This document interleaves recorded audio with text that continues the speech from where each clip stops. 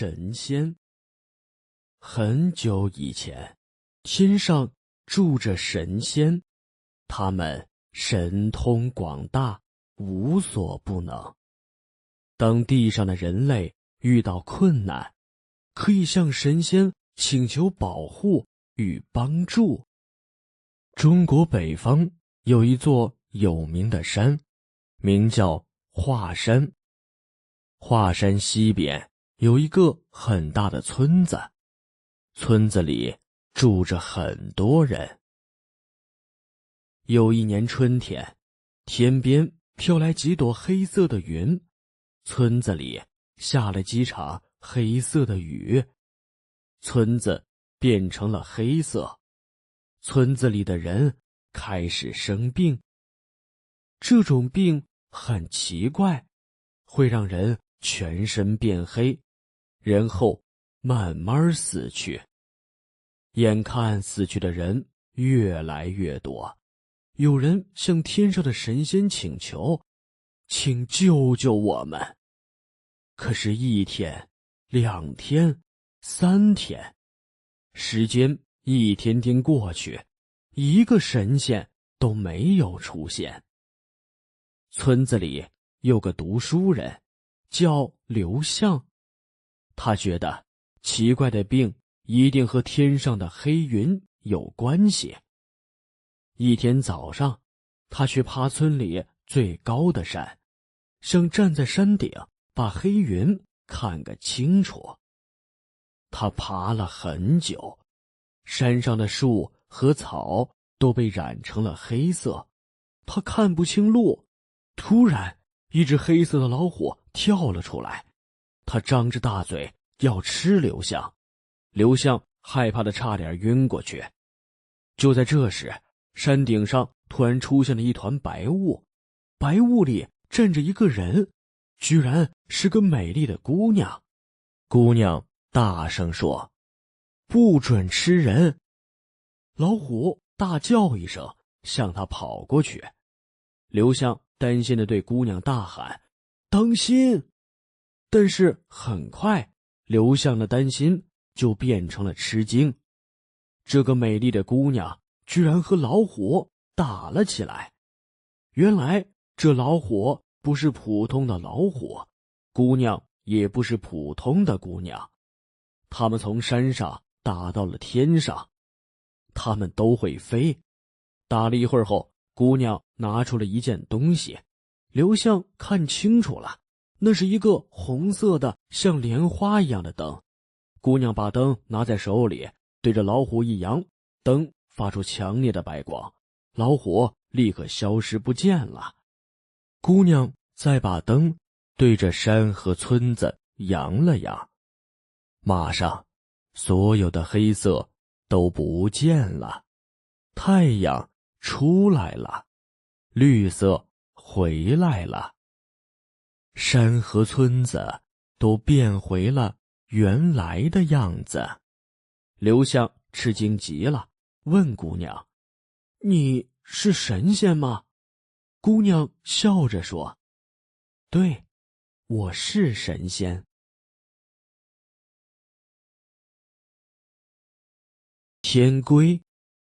刘向很激动，他问姑娘：“神仙，你听到我们的请求了，对吗？”姑娘从云里走下来，说：“没有神仙听到你们的请求，你们的声音被黑云盖住了。这只黑虎是一位神仙的，前些天他偷偷从神仙那儿跑出来了。他喜欢吃绿色，这几天已经把这座山和你们村子里的绿色吃完了。他吃绿色的时候会带来黑云和黑雨，黑雨落到人身上会让人身体变黑，再慢慢死去。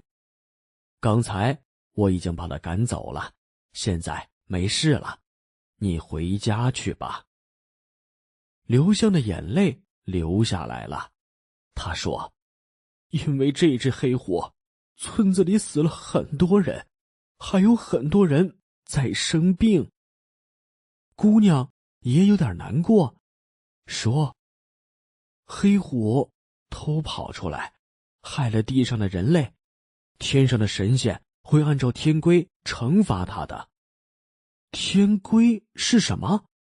刘向问。姑娘看着他的眼睛，慢慢地说：“天规就是天上的规矩，是所有神仙都要遵守的法律。如果不遵守天规，就会受到严厉的惩罚。”姑娘手里的灯还在发光，但已经不是刚刚那么强烈的白光了，而是温柔的红色的光，很漂亮，就像姑娘的脸一样。刘向看着姑娘的脸说：“你叫什么名字？这个灯真好看。”姑娘笑了，说：“我叫华三，这是宝莲灯，它的样子像不像一朵莲花？”刘向刚想说像，突然身上没了力气，他伸出手，手已经变黑了。他想起来了，前几天下黑雨的时候，他没有带伞，雨落到了他的身上，他的脸白了，然后晕了过去。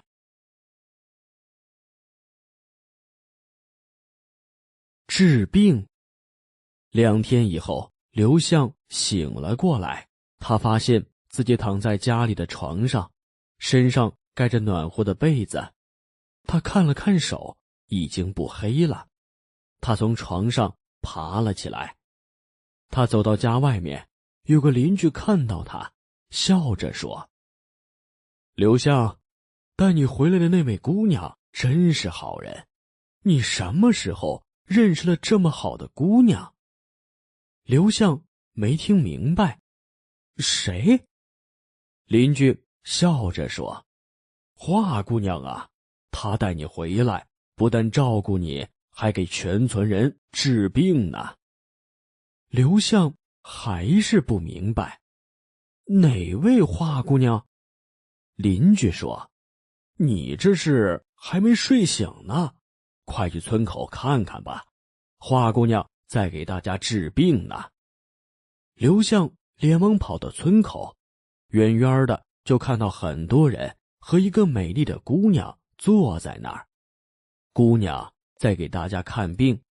刘向看到她，眼睛一下就亮了。他是山上那位叫华三的神仙啊！华三看到他，温柔地笑着说：“刘向，过来帮帮我，我太忙了。”他笑得太好看了。刘向看了他好久，然后也笑了。华三在村里住了几天，他治好了所有人的病，大家都很感谢他，说他比天上的神仙还要好。刘向跟在华三身边，每天和他一起忙进忙出，虽然很累，但是他很高兴。只要和华三在一起，他就什么都看不见了，也什么都不会想了。他的眼里、心里只有华三。治完村里人的病，华三要离开了。刘向很不想华三离开，红着脸诚恳地问他：“华姑娘，你可以不走吗？”华三看上去有点累，他看着刘向，好像明白了刘向想说的话，他的脸也红了。“你能留下来吗？”刘向又问。华三的脸越来越红，他很久都没有说话。结婚。刘向一直看着华三，他很希望华三能留下来。华三低着头想了很久，最后像是做了决定。他看了看天，说：“那只黑虎还是有点本领的，我不能走了。”刘向不明白，华三对他笑了笑，然后伸出手，刘向的脸一下子就白了。他看到华三的手也变黑了，他又着急又担心，眼睛马上就红了。华三笑着对他说：“没事儿，我是神仙，睡一觉就好了。”刘向还是很害怕，他拉起华三的手，刚想说话，华三就已经睡过去了。刘向小心地把他抱回家，让他好好休息。华三睡了2天，刘向小心地照顾着他，自己一刻也不休息。第3天，华三醒了，他的手已经不黑了。刘向高兴得像个小孩，拉着他的手又哭又笑。华三看着他也笑了。华三不走了。后来他和刘向结婚了。结婚以后，他们开了一家医馆，给大家看病。华三治好了很多人，别的村子的人也来找他看病，大家都很感谢他，说他是活神仙。刘向听到以后，总是在心里笑。没有人知道，大家感谢的华姑娘是真正的神仙。第2年，华三生下了一个可爱的男孩，名字叫程香。程香胖胖的脸蛋，红红的小嘴，黑黑的头发，非常可爱。他们过得很幸福。但是细心的刘向还是会发现，有时候华三会看着天空，像是在想着什么，在担心着什么。华三的家在天上，和刘向结婚以后，华三再也没有回去过。刘向明白，华三这么好的一个神仙，能和自己一个人类结婚，是多么不容易的事，所以他特别感谢华三，对华三也特别好。幸福的日子过了半年，有一天家里来了一位客人，华三一看到这位客人，脸上的笑立刻就消失了。二龙神，这位客人叫二龙神，他是神仙，也是华三的哥哥。二龙神看起来很生气，他站在云朵里，大声说：“华三，你3年没有回来，我找了你3年。原来你在人间和人类结了婚，还生下孩子，真是太过分了！你忘了你是神仙了吗？忘了我们要遵守的天规了吗？你不怕受到惩罚吗？”华三抱着孩子，平静地说：“我没有忘，但我觉得我没有错。”没有错，神仙不能和人类在一起，这是天规，是每个神仙都知道的事。你居然说自己没有错！二龙神生气的大喊。华三还是平静地说：“神仙为什么不能和人类在一起呢？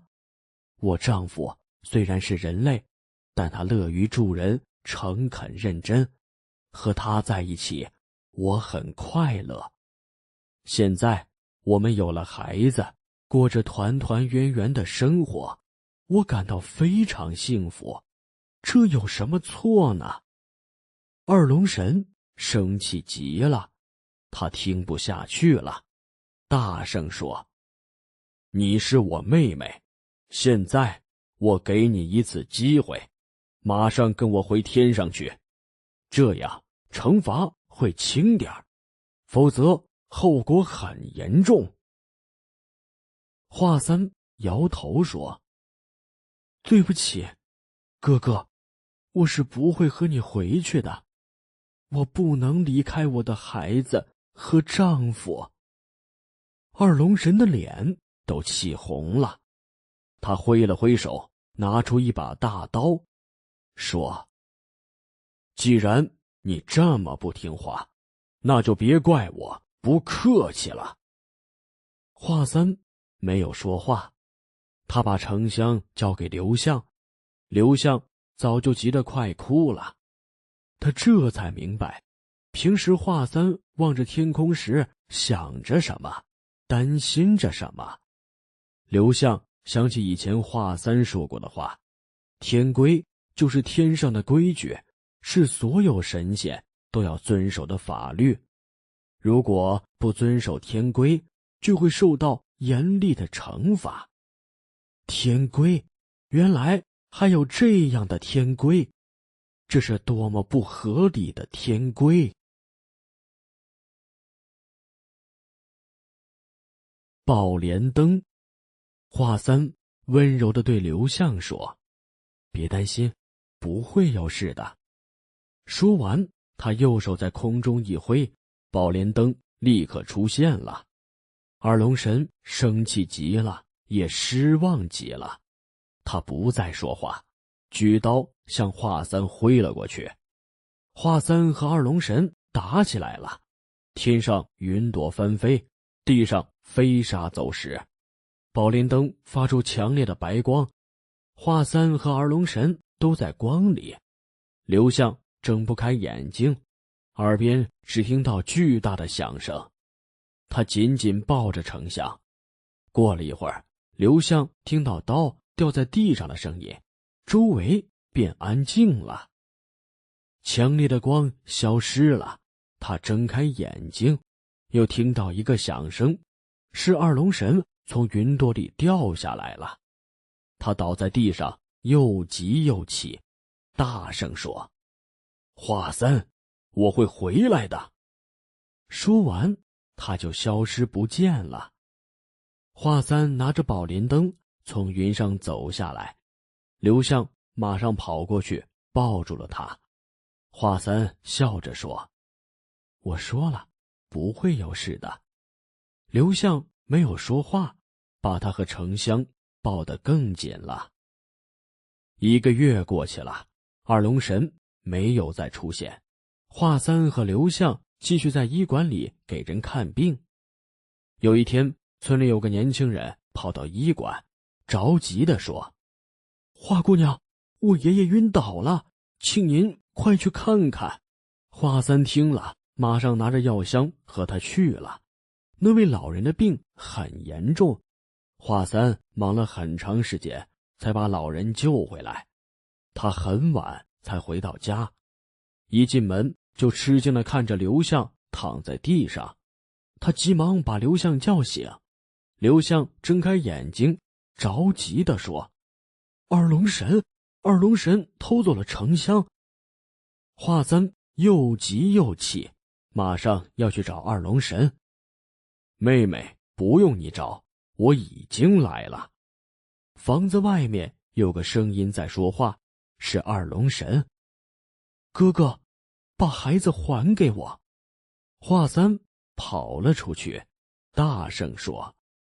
二龙神抱着沉香，慢慢地说：“可以，只要你把宝莲灯给我，我就把孩子给你。”华三没有说话，他的眼睛很红，他很生气。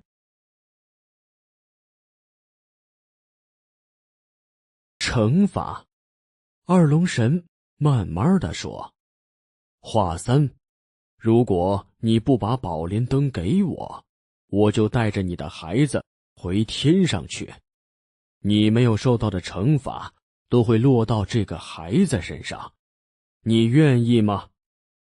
华三的眼泪掉下来了。他说：“我把宝莲灯给你。”很好。二龙神笑了。宝莲灯出现了。华三挥了挥手，他飘到了二龙神面前。二龙神伸手拿到了宝莲灯。“孩子给你。”二龙神把沉香扔给了华三。程香还在睡觉，华三抱着他，看着他胖胖的脸蛋，难过的说不出话。过了一会儿，他把孩子交给刘向，流着泪说：“没有了宝莲灯，我打不过我哥哥，我们的孩子就交给你了，你要好好照顾他，让他平安长大。”刘向难过的说：“程香不能没有母亲，我也不能没有你。”二龙神不耐烦地看着他们，说：“华三，我最后一次问你，你愿意跟我回天上去吗？”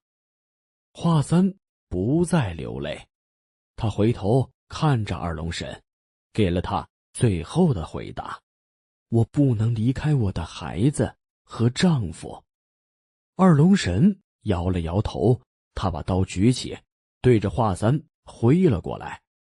华三和二龙神又打起来了，他们在黑色的天上打来打去，很快刘向就看不到他们了。过了一会儿，天边飘来一朵巨大的云，把天都要盖住了。刘向睁大眼睛，看清楚了，那不是云，而是一座大山。大山从东边飘来，又飘了回去，然后一声巨大的响声，像是有什么东西重重地压在了地上，周围一片安静，所有的声音都消失了。刘向着急地看着黑色的天空，大声喊华三的名字，但是他没有听到华三的回答。远处的天空里飘来二龙神冰冷的声音：“华三，这是你不遵守天规的惩罚，这座华山会永远压在你身上。”刘向抱着程香一下子坐到了地上，难过的大哭起来。华三回不来了，他被一座大山压住了，他被压在了华山下面。程香，春去冬来，冬来春去，8年过去了。今天是大年30，村子里很热闹，大家都在忙着做年夜饭。一个小男孩拿着药箱在村子里跑着，他是程香。程香刚刚给村子西边的一个病人送完药，现在他赶着回家和父亲吃年夜饭。有几个小孩拉着母亲的手，笑着从程香身边跑过。程香看着他们，心里有点难过。程香不知道自己的母亲在哪儿，也不知道母亲长什么样子。他从来没有见过母亲。他问过父亲：“我母亲还活着吗？”父亲只是点点头。程香再问：“那她为什么不回家？”父亲就不回答了，只是很难过的看着远方，说：“程香，你还小，等你长大了，我再告诉你。”程香很孝顺，他知道父亲很难过，所以慢慢的，程香不问了。他相信父亲总有一天会告诉他的。程香很懂事儿，虽然只有8岁，但已经是村子里的小医生了。他认识很多草药，还会做药，经常和父亲一起给村里人看病。他是父亲的小帮手。程香跑回家，父亲已经做好了年夜饭，桌子上还有邻居送的一些水果。他们开心地吃了年夜饭和水果。然后城乡去洗碗，父亲坐在院子里看书。城乡洗完碗来到院子，看到父亲用书盖着脸，以为父亲睡着了，就说：“父亲，回房间去睡吧。”父亲拿开书，笑着说：“我没有睡觉，我在向天上的神仙请求呢。”城乡笑着问：“您向神仙请求什么呢？”父亲看着城乡，过了很久才说：“我向神仙请求，快点儿把城乡的母亲还给城乡。”城乡不笑了，他的眼睛红了。他看着父亲，等着父亲继续往下说。父亲笑着说：“城乡，父亲给你讲一个故事吧。”父亲开始讲过去的事情，他从黑云、黑雨讲到二龙神，从神仙讲到天龟。梦。天黑了，月亮和星星出来了。父亲的故事讲完了，城乡泪流满面。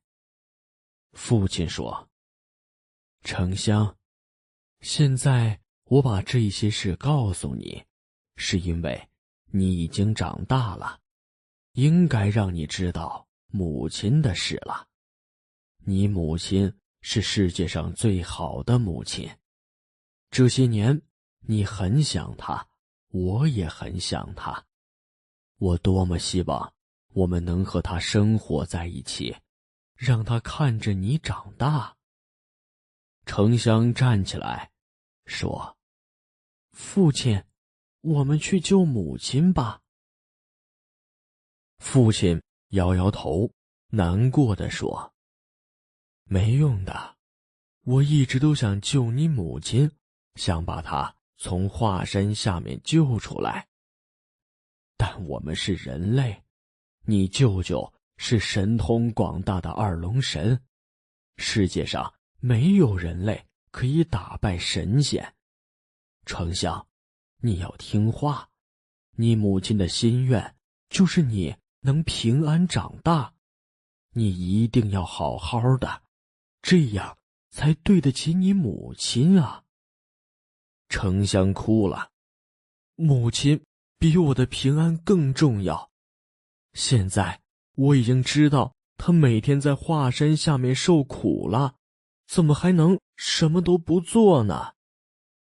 父亲看着丞相，说：“你是个孝顺的孩子，也是个聪明的孩子，在母亲和父亲心中，你的平安是最重要的。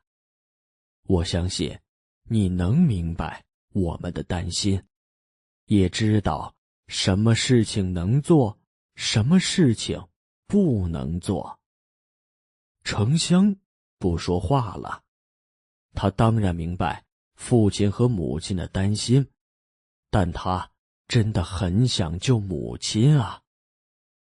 这天晚上，丞相怎么也睡不着。天快亮起来的时候，他好不容易睡着了。他做了一个和母亲在一起的梦。在梦里，太阳刚刚下去，月亮出来了。他和母亲坐着小船，在水上慢慢的前行。母亲坐在他旁边，快乐地唱着歌。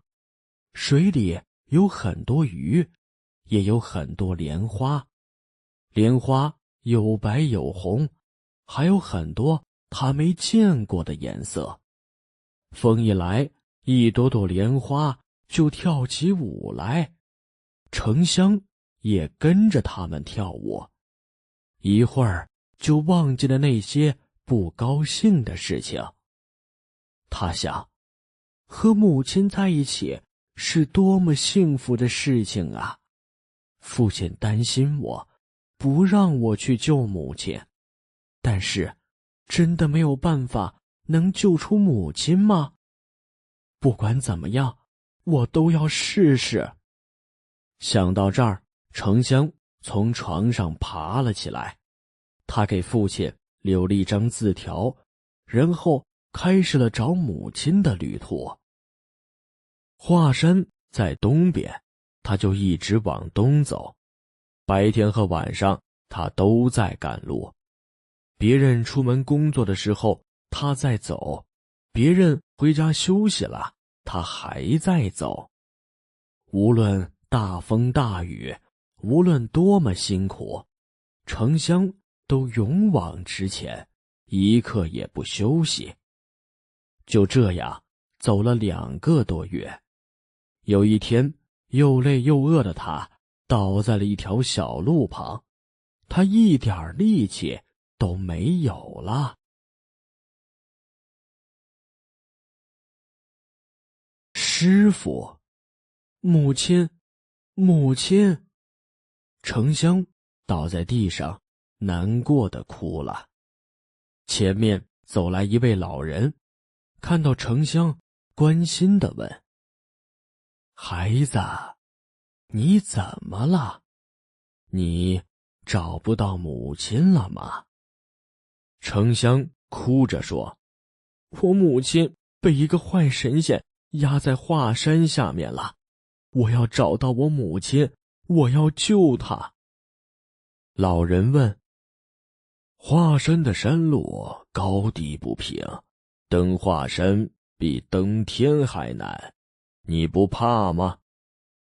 一点力气都没有的程香说：“不管是登华山还是登天，我都不怕，我一定要去救我母亲。”老人再问：“你母亲是被神仙压在华山下的，你只是个人类，你打得过神仙吗？”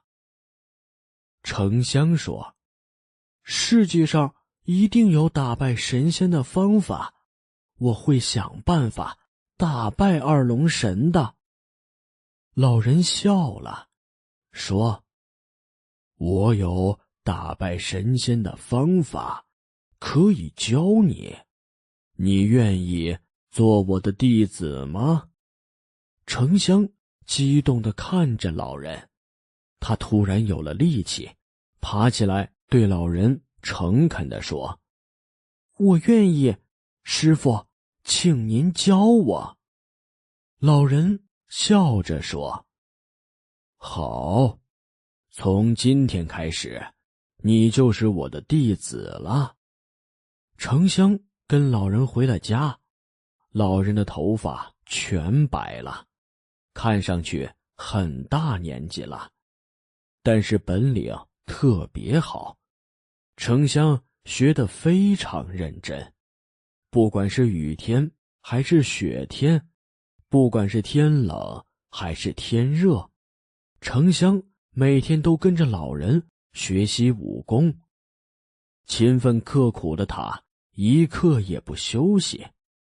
程香想，只要我学好本领，就可以打败二龙神，救出母亲了。程香不想父亲担心，就给父亲写了一封信，把师傅的事情告诉了父亲。父亲收到信后还是很担心程香，他走了1个多月的路，来到了师傅家。父亲看到程香长高了，有点高兴，又有点担心。师傅笑着对父亲说：“孩子长大了，你可以放心了。”父亲看着远处正在练功的程香，说：“我知道程香是个好孩子，但还是会担心他走错路，做错事，这就是一个父亲的心吧。”师傅笑了笑，说：“什么是对，什么是错，又有谁说得清楚呢？有些事情你认为是对的，但其实它是错的。就像以前我觉得我做的所有事情都是对的，但这些年，总有人和我说，你错了，你的规矩不合理，你做了坏事，快把我的爱人还给我。父亲张大了嘴，吃惊地看着师傅。您是神仙，您听到我的请求了？师傅点头说，都听到了。刘向，以后不要再说了，我听了8年了，真的不想再听了。父亲的眼睛红了，他问：惩罚结束了吗？您能把它还给我了吗？师傅笑了笑，没有说话。他看着远处勤奋刻苦练功的程香，慢慢地说：华三有一个好儿子。说完，他再问父亲：现在你放心把程香交给我了吗？父亲明白了，他激动得说不出话来，过了很长时间才流着泪诚恳地说：谢谢您。父亲说完就回家去了，他把程香留给了师傅。开山府。1年又1年过去了，程香16岁的生日到了。这一天，他恭恭敬敬地对师傅说：师傅，谢谢您这8年来每天教我武功，还对我这么好。现在我要去华山把母亲救出来了。师傅笑了：程香，我很高兴有你这个弟子，你很孝顺，也很努力。通过这8年勤奋刻苦的练习，你的武功已经学好了。这是一把开山斧，你可以拿着它去救你母亲了。谢谢您，师傅。程香恭恭敬敬地接过发亮的开山斧，离开了师傅。他越过一条条河流，翻过一个个山头。1个月后，他终于来到了华山。华山又高又大，山上长满大树。从山下往上看，只能看到绿树和白雾，山顶在云雾中。程香站在山下，大声喊：母亲，你在哪儿？可是没有人回答他。他拿好斧子往山顶爬去，山路上全是石头和大树。他爬了2天才爬到山顶。他站在山顶，想用师傅给他的开山斧把华山砍开。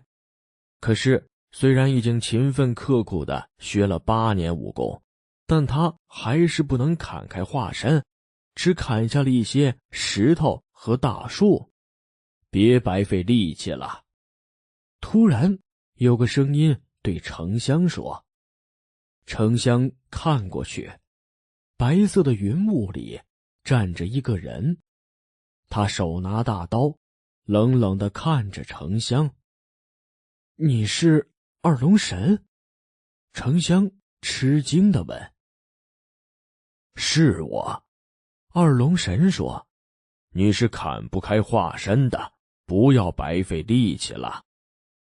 程香说，舅舅，这么多年过去了，请您放了我母亲，让我们一家团圆吧。”二龙神冷冷地说：“你母亲不遵守天规，这是她的惩罚。谁想救她，都要和她一起接受惩罚。你最好马上离开，否则我就不客气了。”丞相拿起了开山斧，说：“这规矩不合理，我一定要救母亲。”二龙神很生气：“你和你母亲一样不听话。”他挥刀向丞相砍了过来，丞相举起开山斧迎了上去。丞相和二龙神的本领都很强，一时间地动山摇，黑云满天。他们从山上打到天上，从天上打到地上，又从地上打到水里，从太阳出来打到太阳落下，又打到太阳再次出来，怎么都分不出高低。终于二龙神的刀被丞相打掉了，他又急又气，大手在空中一挥，宝莲灯出现了。团圆，宝莲灯发出强烈的白光，丞相睁不开眼睛。二龙神再挥了挥手，宝莲灯对着丞相飞了过来，把丞相重重地打晕在了地上。血从丞相的嘴、眼睛、鼻子里流出来，流到他的衣服上，再流到地上。很快，他的衣服上和地上全是血。丞相觉得自己又开始做梦了。在梦里，他还是和母亲在一起。母亲唱着歌，他跟着莲花一起跳舞。小船在水上前行，鱼也跟着他们前行。他是多么想和母亲在一起啊！可是现在他还没有看到母亲，就要离开这个世界了。想到这里，他的眼泪流了下来。就在这时候，意想不到的事发生了，那些泪水都离开了丞相的身体，跑到了宝莲灯旁边。它们变成了红的和白的莲花，在宝莲灯的旁边跳起了舞。宝莲灯又一次发光了，这一次是温柔的红色的光。发光的宝莲灯从二龙神手里飞走了，它轻轻地飘到了丞相身边。红色的光把丞相围住，然后慢慢消失，所有的光都跑进了丞相的身体里。二龙神又惊又气，这些光就是宝莲灯的力量，宝莲灯居然把自己的力量全都给了丞相。丞相醒过来了，他脸上的血消失了，衣服上的血也不见了。他看着飘在面前的宝莲灯，红色的莲花里好像有母亲的笑脸。他一下子有了力气，立刻站了起来。二龙神知道自己打不过丞相了，他看了看丞相和他身边的宝莲灯，然后摇了摇头，消失不见了。丞相站在山顶上，他左手拿着宝莲灯，右手挥起开山斧，激动地用尽了全身力气，大力向华山砍去。只听见几声巨响，石头落下，山被砍开了。彩色的云从山中飘了出来，一个人站在云里面，他流着眼泪，高兴地向城乡伸着手：“妈妈，城乡，城乡。”整整16年了，华三终于重见天日，和家人团圆了。他哭着与儿子紧紧抱在了一起。远处二龙神站在云朵里，他怎么也想不明白，为什么眼泪可以帮助城乡得到宝莲灯的力量呢？他的旁边站着一位白发老神仙，老神仙笑着说：“那不只是眼泪，还是孝顺，是爱。